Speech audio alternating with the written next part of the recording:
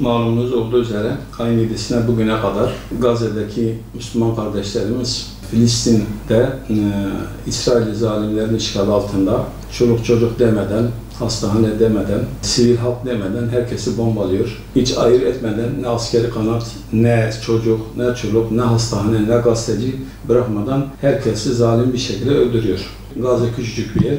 Abluk altına alınmış, suyu kesilmiş, interneti kesilmiş, elektrik kesilmiş, adeta böyle açlıkla, susuzlukla baş başa bırakılmış ve o da yetmiyormuş gibi başlarına bombalar yağdırıyorlar.